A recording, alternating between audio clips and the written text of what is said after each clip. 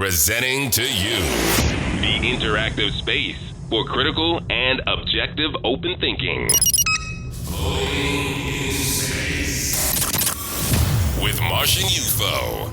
Produced by MartianUFO Media.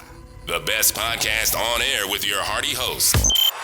Catch episodes weekly on Apple and Spotify podcasts.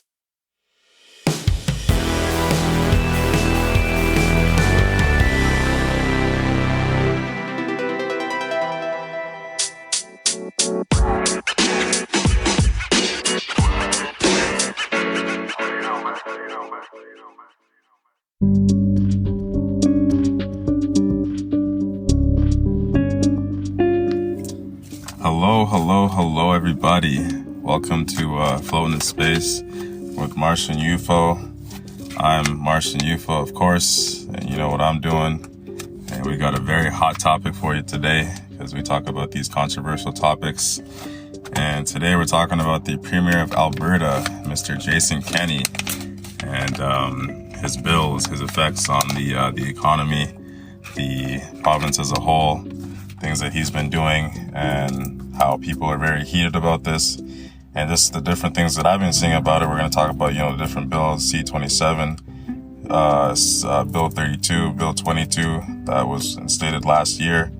And yeah, man, we're going to see this information because this, in the beginning of looking into this information and when I was trying to collect things, I thought that a lot of it was just going to be speaking about pensions, how he was cutting pensions or something like that, because I didn't really know what was going on. And now I find that it's a much more serious problem, let's say, because this affects basically everybody now. It affects your grandparents if they got retirement plans. It affects people in the future, our demographic now, Gen Z and the millennials, if you guys want to retire in the future and things like this. And, going into it, I'm going to speak about certain key elements and getting back to some of my key themes. Change, of course, and preparation. Preparing yourself for prosperity, and for very quick, rapid change. So, the very first time that I even heard about this or that I saw anything that had to do with this issue, this problem, was I was on I don't even know how I found this. I was on Google. I was on a website. I found some website that was, I think it's kennyscuts.org or something like that. And yeah, he's not giving haircuts, by the way. Anyways, this site looks like the brainchild of someone who was very angry, obviously a person who he compiled a little bit of information together, and he's trying to get people riled up, and he wants people to, I don't know if he's got like a petition on there, if he's got a different bunch of links where you can try and reach out to some of these members of parliament and to Jason Kenney himself and everything. Some of you might have seen this website, but let me read some of the stuff here. Like, you can tell that, somebody that, put a lot of emotion in when he was typing this up. It says, every day in every corner of the province, new stories are coming to light about the economy destroying impacts of Kenney's cuts. Cutting that fat right off the top, eh? When he was elected, Kenney made a lot of promises to hardworking Albertans, promises to kickstart the economy and restore prosperity to Alberta, which he did not. But instead of helping Albertans, he's cut funding to education, healthcare, and he's cut investments in critical infrastructure at a time when we desperately need a strong foundation for our economy. I think we're seeing the effects of that because what did I say before? I think in one of my previous recordings, it was a lot of doctors and people now in professional professions, certainly, they're looking at BC. They're running away. They're getting the hell out of Medicine Hat, out of Alberta and as a whole, and trying to go someplace that they think is more prosperous, where there's more money, and certainly they'll get a more fair shake, I guess, in terms of their profession. I think definitely speaking about some of the things that Kenney's trying to do in terms of the pensions and removing them from the CPP. I think I have information here that kind of describes it a bit more. That is going to be huge. That affects everybody. That's the kind of dangerous stuff that I'm talking about. It says He's tipped the playing field against workers and in favor of wealthy CEOs. He may have, instead of boosting the economy, he's given away $4.7 billion to profitable corporations who have no intention of using the money to create jobs. Maybe not. He slashed the education. So, I mean, this guy's already said that. And healthcare, again, which will throw thousands of nurses and teachers out of work. That is the opposite of creating jobs. So this guy, very emotional guy, and I'm going to go forward here because in terms of actual facts and whatnot, he doesn't have too many. He does mention Bill 22. Let's see.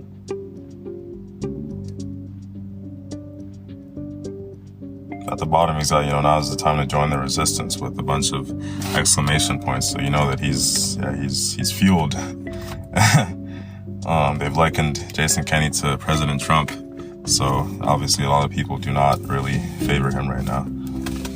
So what do we see? He said, for example, so he has an example of all workers pay 5.1% of their wages into the CPP, the Canada Pension Plan. These contributions are matched by their employers. Most public sector workers pay an additional 10% of their salaries into the workplace pension plans.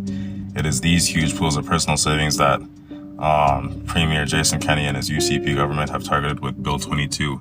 And I think, what the guy really means, he said here, in the case of the CPP, the UCP wants you to redirect the billions of dollars that Albertans contribute to the plan every year into a new Alberta-only plan. And I think not Alberta only, they want it to be run by AIMCO. I forget what the abbreviation is, but they're like an Alberta fund, I guess, that watches money. And there's an issue with them because sometime last year, I got the information for that as well. They apparently lost about, they really lost about $5 billion, and they somehow got some of the money back and then lost in total about $2 billion of money that was invested into them, because at the same time they take money and invest money into different markets, different corporations, and they're reinvesting money. So imagine having your pension, everybody's pension instead that lives in Alberta, not being regulated by the CPP but by this AIMCO or whatever, and then you never know when they're taking your money to reinvest in other things, or when they, if they might lose your whole pension, which, I'm going to speak on, I guess, my personal, reaction to it, what I kind of see happening in the future for me. And I think, honestly, I don't really have despite being in school now, despite taking the program that I'm taking and, having,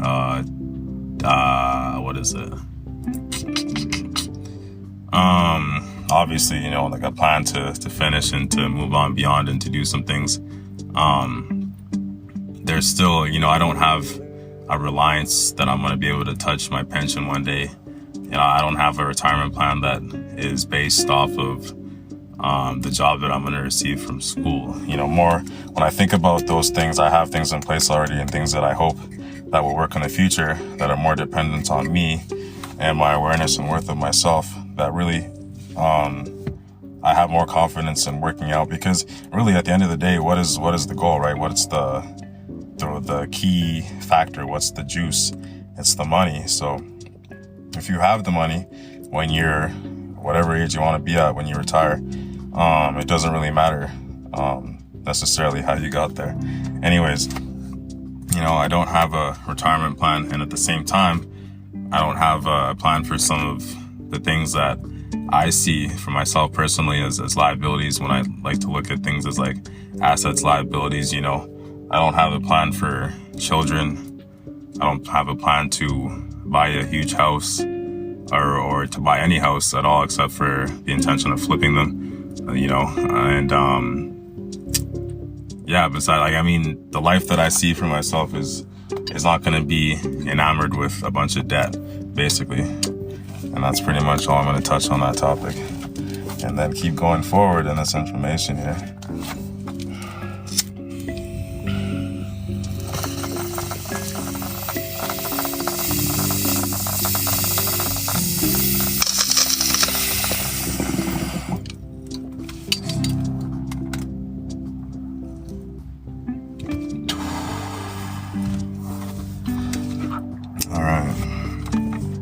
this dude says. Experts agree that it would cost millions to withdraw from CPP and set up and run a separate Alberta plan. They also agree that an Alberta-only plan would be less portable and more vulnerable to economic downturns. I think that's true. And I think Jason Kenney, the reason that he believes so strongly in it, because even he, I think, has come out and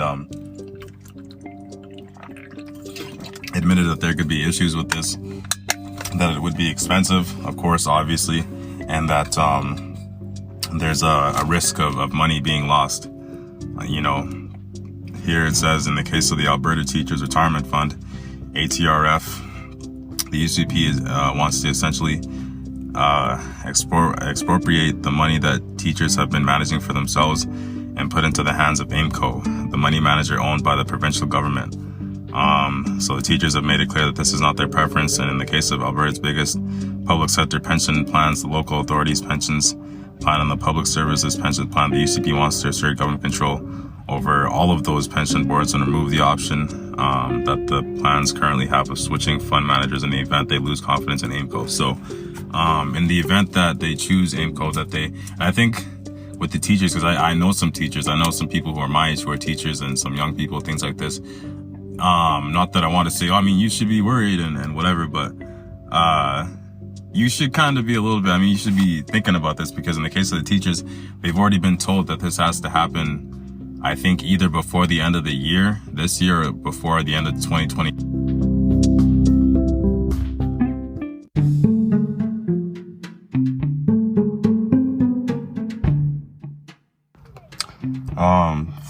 So I was saying before I was rudely interrupted by a phone call in which I forget to put the do not disturb on. That's a reminder that, some people have to give me anyways. I was saying that teachers, yes, should be worried about the fact that the fact that this has to happen before the end of the year, before the end of 2021, that their pension plan managers, whatever, has to be switched over to AIMCO. And I think that'll be final. And once set, you don't have the options of, taking those funds and switching them to a different provider, in the event that they lose confidence in AIMCO. That's what it says.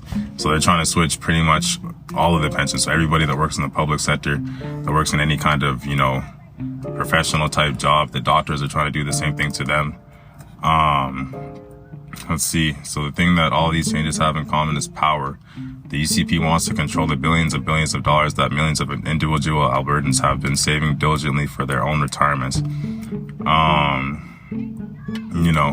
I think it's true in what this guy is saying, because it's been the CPP forever.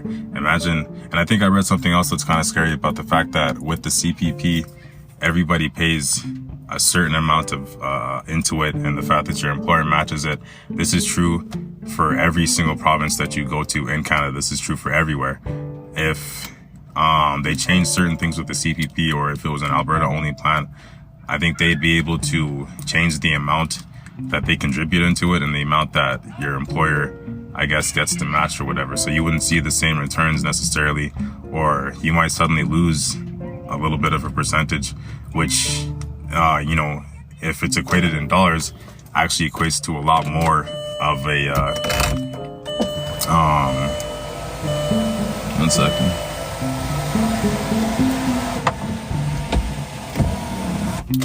Equates to a lot more of a loss, I think, numbers wise. So yeah, that's, it's scary. I think dangerous ground, definitely, like playing with people's pensions and the teachers. If I was a teacher, I obviously wouldn't be happy about this. I wouldn't be happy about the fact that this has already been put in place and is set, and I'm going to find the information to support that as well, and now we're going to see the different articles that I have in front of me. So I'm bouncing in front of different information and whatnot here. And yeah, it's unfortunate, man, because it's, you want to have it all run in one recording, and then to have the interruptions and to have all that, it's crazy.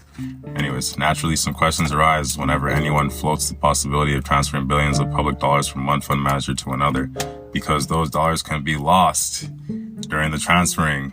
They can be lost before, they can be lost after. That's a lot of money, everybody's money, public dollars, retirement money that ever since you've been working, since you had a job at like fucking 14, 15, 16, whatever it was, you know, if it was a registered job with the government or, you know, any job that you paid taxes into, if you made enough, this money will be affected and you will be affected for sure by losing this money. Anyways, so Jason Kenney was in Red Deer speaking at a conference. He laid out measures that will be explored as part of what's being called the Fair Deal Panel. And I'm not sure when he did this. Don't have the date in front of me, but he announced initiatives that would include creating a provincial police force, establishing a formal provincial constitution, and opting out of federal cost-sharing programs.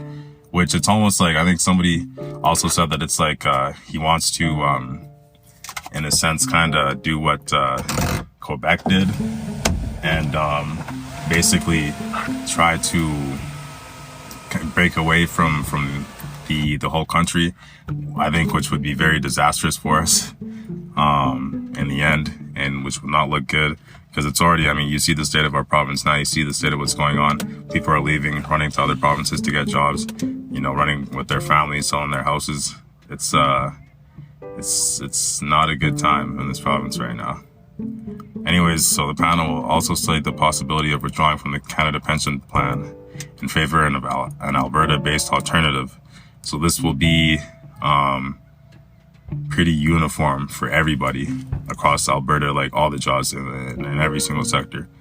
That squares with previous comments Kenney has made on pensions, including during a Facebook live stream a little more than a week ago. In that stream, he said he believed a compelling case could be made to withdraw from the CPP. And I think in his mind, he probably thinks that Albertans will support him because, you know, it will sound sweet in people's minds, you know, imagine, yeah, breaking away from the east, from the government that's been fucking us all this time, and, you know, being for Alberta only and blah, blah, and whatever. But there are issues with that, of course, you know. Let's see. So why were an Alberta pension plan to be implemented? How would a fund transfer take place? Who would manage and invest those funds, and why now? The short answer is it's unclear for how would it work. These are the questions that, you know, they're posing to kind of get people thinking. And, you know, questions that I'm posing now to ask people who work, obviously people in the construction sector, people in the oil and gas, people who are even in the service sector, people who, you know, government jobs, who are all paying into your pension. If this happens, it'll be interesting to see how you react to it. You know, if you're going to have people riding out in the streets for pensions, you know, imagine. Anyways, Alberta pensioners have been paying into CPP since it was established in 1965 by Prime Minister Lester B. Pearson. The CPP fund has over $400.6 billion in assets as of June 30th, money that has been partly contributed by Albertans. And so, it says that for Alberta to withdraw from the CPP would be a phenomenally complex undertaking, because you'd have to figure out what share of the fund is transferred to the Alberta fund and what share of it isn't. So they don't really know how much Alberta is actually paying into that fund, and then how much of the rest of Canada's money that is. How would people's CPP contributions and benefits that they've already earned, how would that translate into an Alberta system? That's what I'm saying. Would your assets actually be worth more? Would they be worth less? Would you lose a whole bunch in your retirement fund? And then suddenly now you look at, you know, you have to work for the next considerable amounts of years, even past when you thought you were going to retire, to even have, you know, to recoup that money. And it wasn't your fault, you know, but there's nothing that you can do about it because the government implemented this plan. So imagine. It's possible that the Alberta government could set up a parallel pension system to the CPP and gradually phase one out of one and into another. But it would be phenomenally complex again to set it up, and I'm not sure what it would achieve. This is comments by economist, where's your name at? Trevor Toome. There's no precedent for what has been proposed by Kenney. I don't think this has ever been proposed, or there might have been proposed in the past, but this hasn't been sought out as serious as before or whatever. In a scenario where the Alberta government was able to transfer the billions in dollars in Alberta pensions to a local authority, those funds would in all likelihood be managed by the Alberta Investment Management Corp, or AIMCO. AIMCO was a crown corporation, meaning it is owned by the provincial government, meaning that they decide what happens with the money, they decide where it goes, and you don't really get much of a say anymore, as with how you do with CPP. Let's see.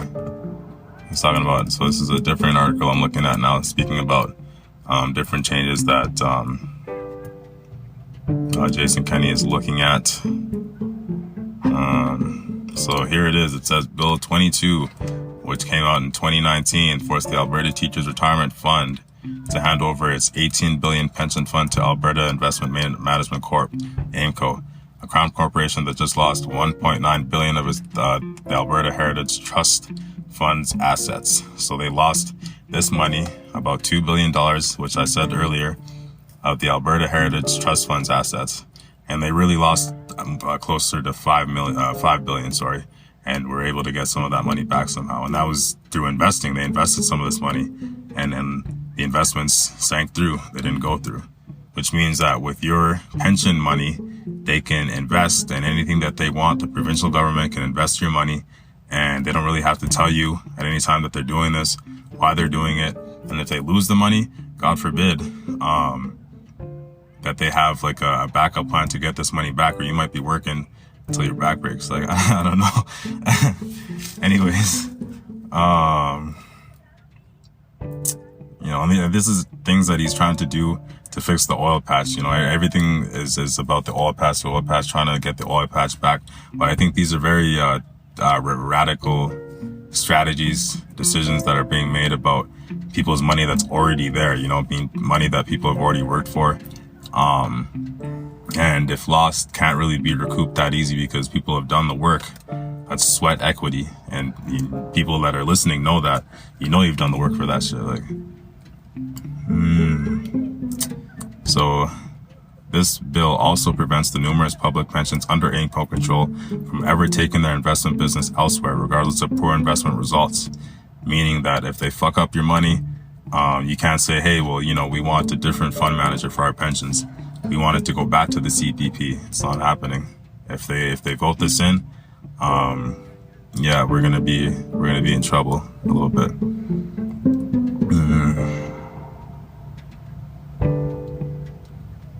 It's crazy. So it says Kenney has also proposed pulling out of the CPP after a vote under his new referendum on anything bill. I would suggest people look that up, see what that's about. AIMCO could then be in charge of over $260 billion entrusted for the financial futures of millions of Albertans. That's a lot of money. That is going to secure your future, whether you're hoping to retire at the age of 67, I believe it is now, or you have some plan, you got some investments, some ideas, some business things that are going to help you retire at say 45, 50, 35, 38, who knows, maybe, if lucky. And then AIMCO, in contrast, is legally bound to act on directives from cabinet. Its board members are appointed by the government. The sole shareholder is the Alberta Finance Minister. One person. So this is interesting. The previous NDP government opened this Pandora's box by issuing the Alberta Growth Mandate in 2015, which required AIMCO to invest 3% of the Alberta Heritage Trust Fund in Alberta-based businesses. 2/3 of this $400 million was invested in 14 local oil and gas companies. Their share prices have fallen even before the COVID-19 pandemic. And I saw this because on my one of my investment apps that I use or whatever, some of the companies that I have on my watch list are oil and gas companies. And then some of them that I even tried, I even thought about, well, let me buy some stocks, let me try, because they were piss poor, cheap stocks, broke, and these companies are doing terrible. Even now, I had to sell all of them. So that tells you that oil and gas is really, some people say it's dying, some people say that it's dead, it's on life support. There's no chance. We have to, figure out something else. That's why the government's really trying to step heavy into marijuana, maybe. But I think, depending on oil and gas right now, to save oil and gas is irresponsible, I would say. And I know in saying that there are still people that are working in oil and gas, and people who might even know about the shares of the company that you're working for and how much these shares are worth and things like this. But I can bet, and if you do know this information, I'd be sure that you know for a fact that these shares are not worth what they were even a year ago, even 2 years ago, 3 years ago. Definitely not. And that if anybody buys any of these shares from any of these companies, that you would more likely lose money than make any money. And in any given month, in a 3-month period, a 12-month period, you'd probably lose more money than you earned, for sure.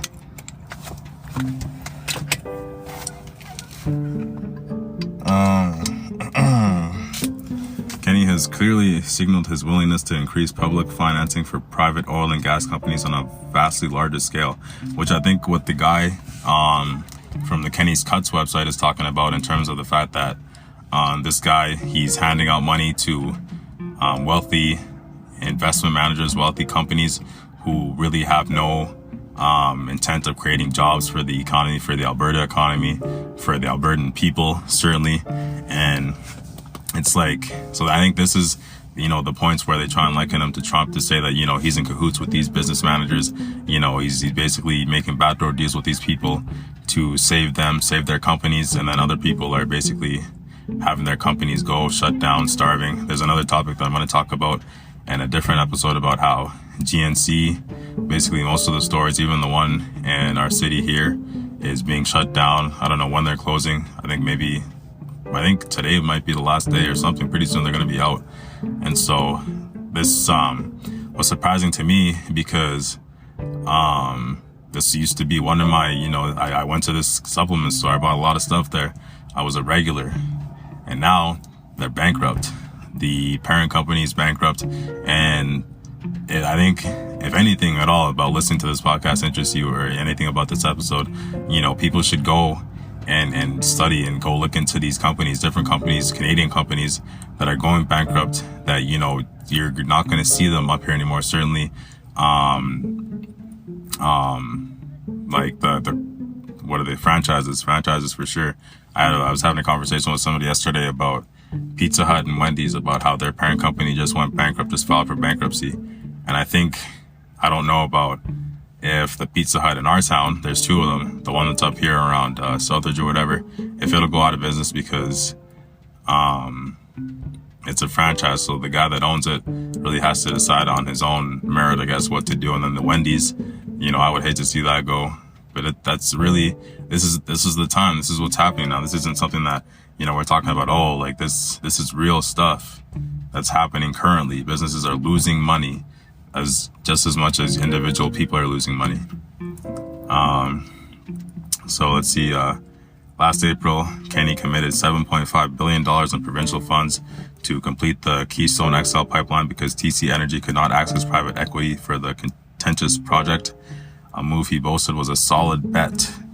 And I didn't really follow that, but anybody that did follow that, I think you might remember him making these comments, and how confident, I guess, he was in doing this, taking almost $8 billion to try and complete this pipeline. I think a lot of people were actually really excited about this. It's going to create so many jobs and all this kind of stuff. And then it says here that international finance experts disagreed, calling the investments an idiotic waste. Unfortunately, because the solid bet went bust. The U.S. Supreme Court just upheld a lower court ruling halting TC Energy's construction of the project until stream crossing permits are issued by local authorities, if that ever happens, which right now in our current times, these things waiting for permits from local authorities from somewhere down in the States to be able to complete a pipeline in Canada, that could take forever. I don't think that's happening anymore. Democratic presidential candidate Joe Biden holds a solid lead in the race and has vowed to kill the pipeline if he is elected. So certain things that affect us that are in miles away from here that we can't even do anything about. People were praying for this pipeline, crying over this pipeline and like, oh man, can't wait till this, till it goes through and everything. And look, people in the States have more control about things that happen here than we do, and are affected by things that happen down there, right? Like, and I think, and to break away a little bit, talking about that election, it's probably going to be either Trump is going to find some way to pull, a rabbit out of the hat in the end, or Joe Biden is going to sweep and he will kill the pipeline, and he'll do a lot of other things that may affect Canada, may affect Alberta directly, and who knows. AIMCO has also bet big on contentious pipelines. Last December, the fund bought a 65% stake in the TC Energy Coastal GasLink pipeline. And we all know what happened with that. If you don't know, you should look that up too. Just before a nationwide rail blockade in support of, I'm going to try not to mess this up, the Wet'suwet'en hereditary chiefs opposed to its construction. And they literally set up shop right on the railroad tracks. And you understand that, you had police showing up and things like this. These people are not going anywhere. The police are not going to touch them, and they didn't. And so they did not go ahead with that. Let's see.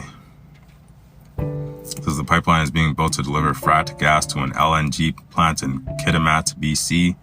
The large questions remain about LNG demand and Indigenous consent, which I think they will give none. I think they have no fucking intent on letting that pipeline be built, on letting these people come through their land, certainly. And, I'm not going to give any opinion on it. I think these people are certainly right in defending their land, their territory, things like this. I agree that the pipeline probably would have helped in some way. It might have helped create jobs. It might have helped the economy. And it's a big debate among people. Do you really want to rip up people's land just so we can boost the economy and things like this? I wouldn't do it personally, but that's what happened there. Unfortunately, this is the fund managing company that bet big on it, and it didn't happen. So it says TC Energy stock has dropped 16% since Alberta pensioners became majority owners in what could be a money-losing climate killer. And people that these 16%, Alberta pensioners, whoever's invested in this money, there's no point in that. They know that there's no sense in even taking your money out now when you're at a loss. You can't sell because you're going to lose everything. You'll be at zero, no gains, nothing. New enthusiasts might recall AIMCO lost $2.1 billion in pension investments on risky market bets that went the wrong way last year. Its record on investment returns is far inferior to the managers of the Alberta Teachers Retirement Fund, recently put out of a job by Kenney's Bill 22.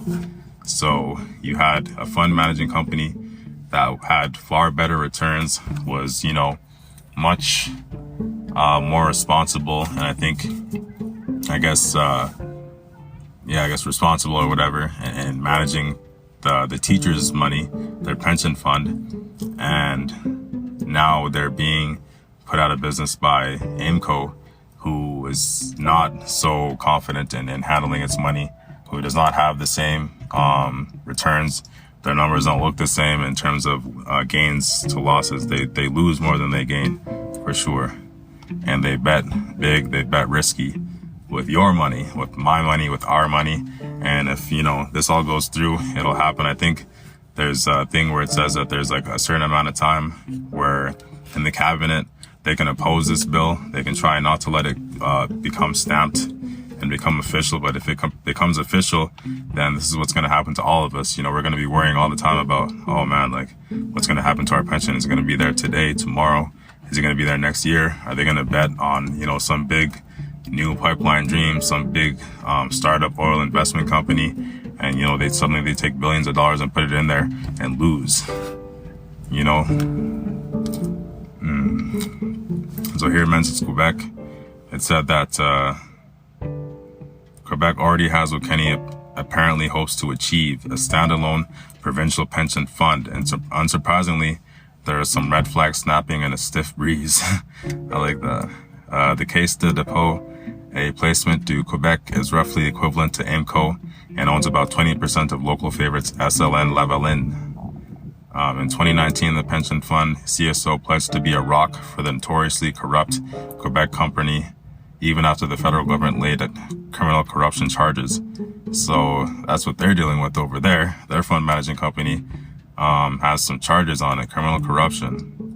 6 months later, the fund reported it had lost $700 million after SNC's share price plunged on poor performance.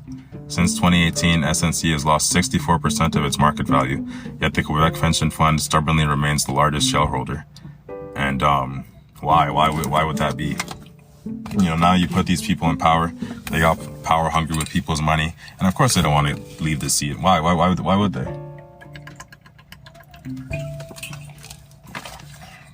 This is what happens, and so it asks, does Alberta really want to emulate the path taken by La Belle Province? You know, I don't think so. I think people that listen to this and that really take the time to listen to this issue, to these questions, if you were asked even personally, you would say no.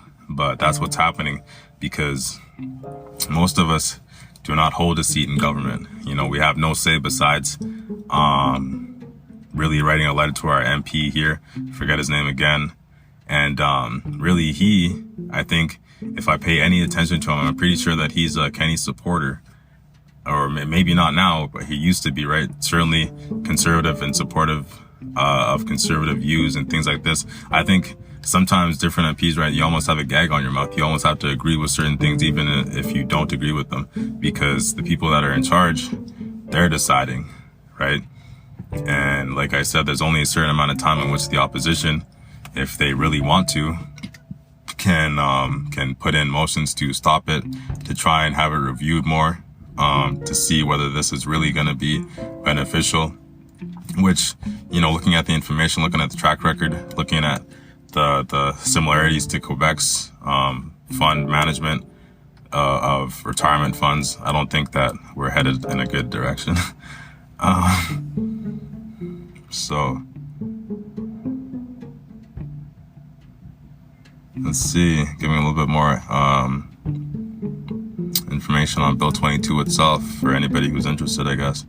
Bill 22, or the Red Tape Reduction Implementation Act, was introduced in Alberta's Legislative Assembly yesterday, so I don't have dates for these, but you can go look up this information. After being tabled by the current UCP government, it proposes 14 revisions of government regulations through 6 provincial ministries in an effort to reduce program challenges. Meaning they're trying to recoup and save some money, and they're trying to make some more money quick to make up for money that they lost.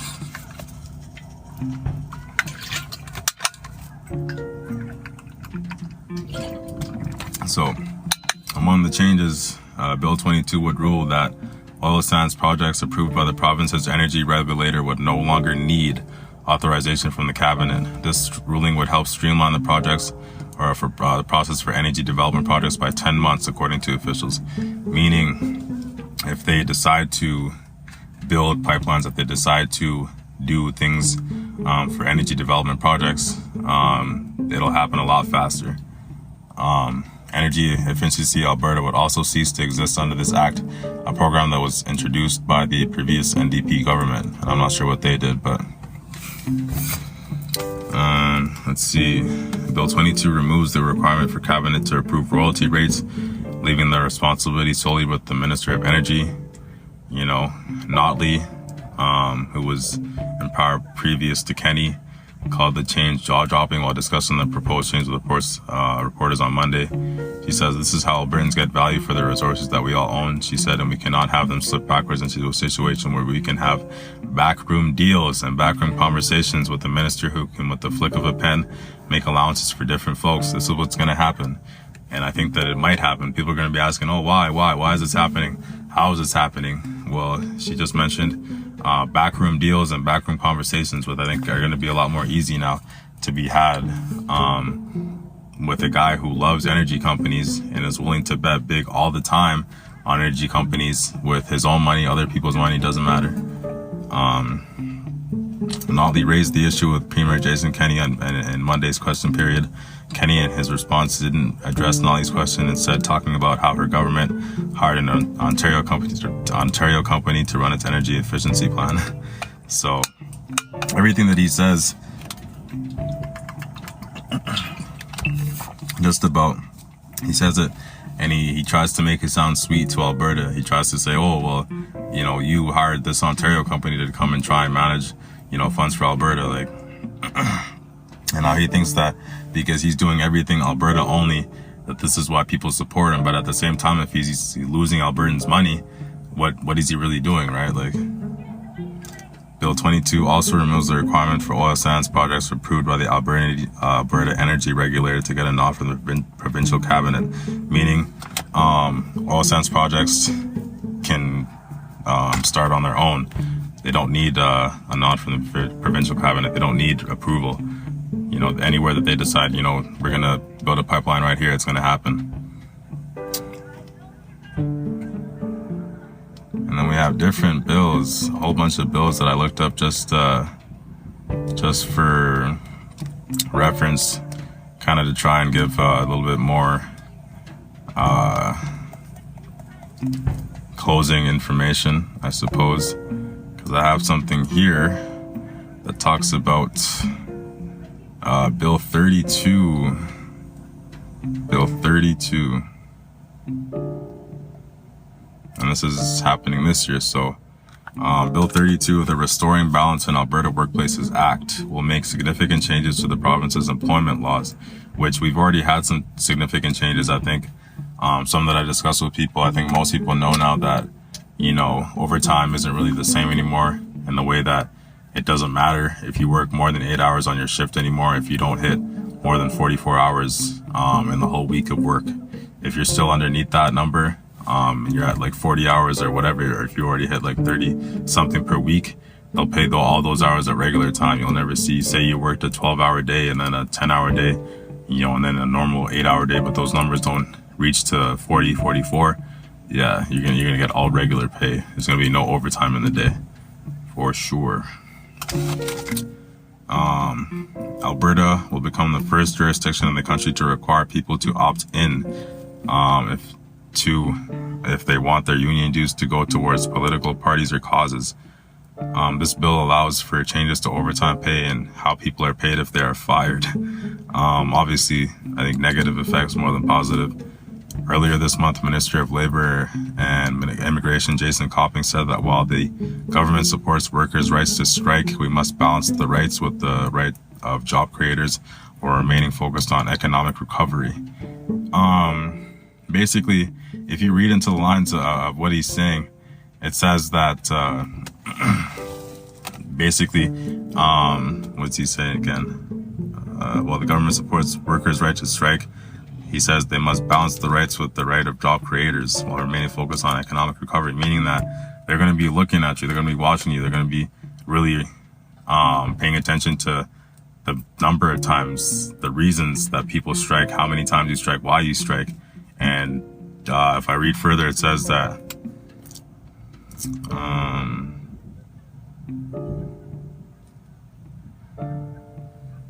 because it won't be the first piece of legislation passed is sitting to head to court.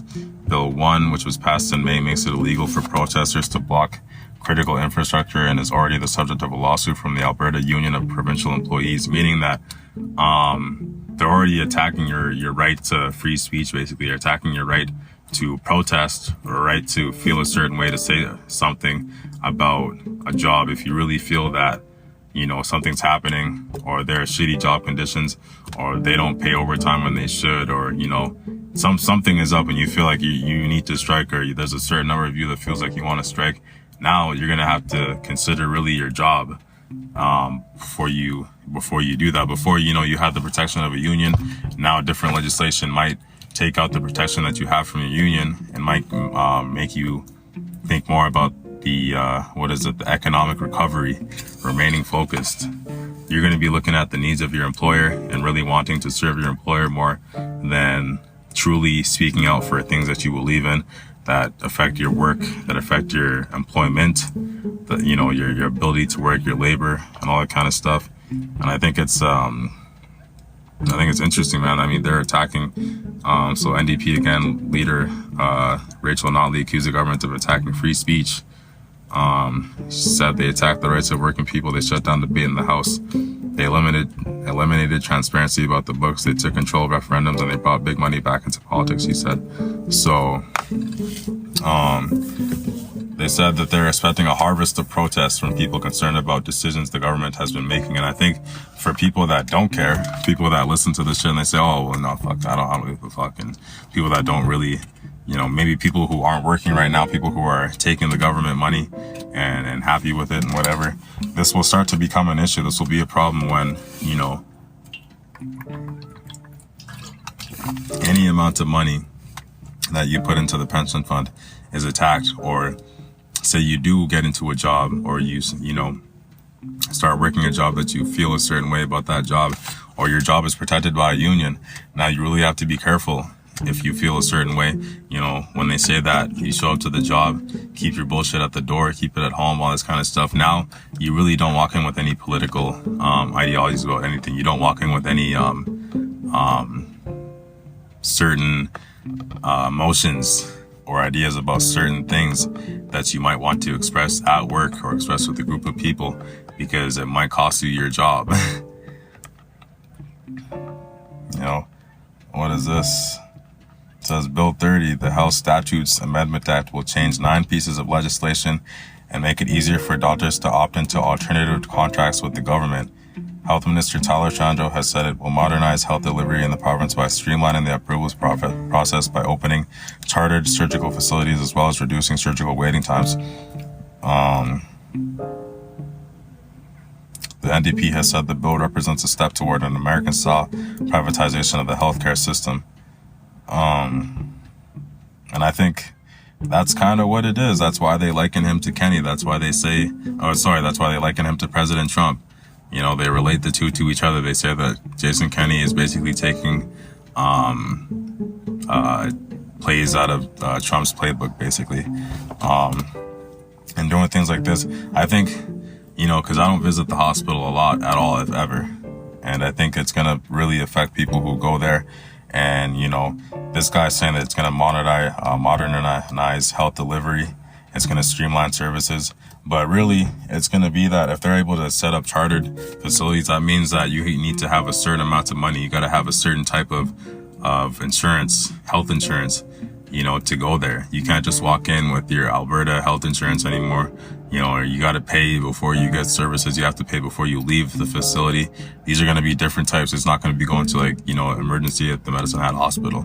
So you're going to see, and especially since doctors are already deciding to leave the province, some of them, if they're offered an option where they can make, make alternative contracts. So make, you know, deals in which they set terms of their own. They set the price, and then, and I guess, relation, all they have to do is just offer services to a certain type of client only, or only to certain people that can benefit and afford from what they're doing. It's going to really single out a lot of people that can't afford that kind of service, that can't afford how much it's going to cost if the price is raised, right? Because that doctor says that, you know what, because the government's offering me a good deal, you know, I want to charge this and this for my services, and I'm only going to offer these services. And suddenly the doctor before, who had, you know, free range to help out all people and have a wide range of services, and his cost wasn't too high, now he's money hungry, you know, and turned that way by the system. Possibly this could presumably happen with a lot of doctors. You know, I'm sure the idea of alternative contracts with the government is going to sound lucrative to a lot of them. Maybe a lot of them will decide to stay in Alberta. They'll be like, okay, well, the government's going to make me a deal. I'm not going anywhere. And then it's going to be the kind of deal that I want, you see? And they'll basically be in the government's pocket, for sure. And then Kenney defended his government's decision to limit the debate on Bills 30 and 32, pointing out that the opposition already had 28 hours of debate related to Bill 32. So he says, I completely recognize the opposition has not just the rights but the responsibility on bills that they strongly oppose to seek to delay them or filibuster them at the same time as the government's responsibility to implement its platform commitments, he said. So he is going through full blast. And it says that the assembly is now adjourned until August 27th, when the MLAs will reconvene for one day to table and discuss Finance Minister Travis Toe's first quarter financial update. So I think really around the end of August, people are going to be seeing and noticing different things happening. They're going to be looking at and seeing if his changes are being implemented. as final, as set in stone by that time. And I think it's going to be interesting.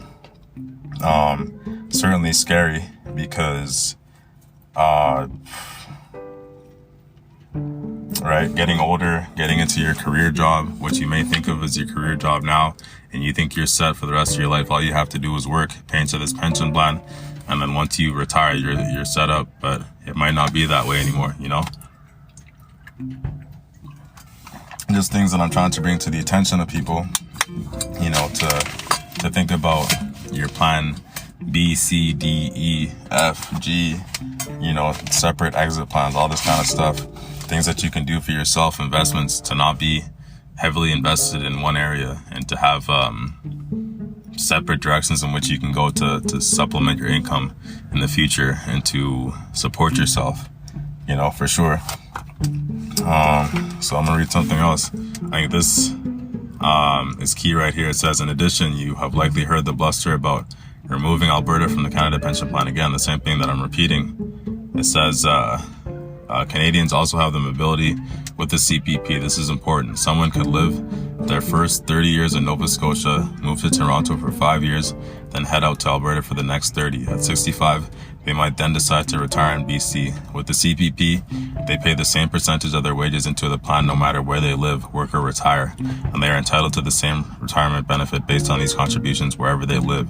That is the part of the beautiful fairness of the CPP. So taking that out means that with a new Alberta-only system, they can now change the percentage of the wage that you pay into the plan, and that depending on where you live, you might get a less contribution from the government. Things might be different, and it's not going to be uniform across the whole country anymore.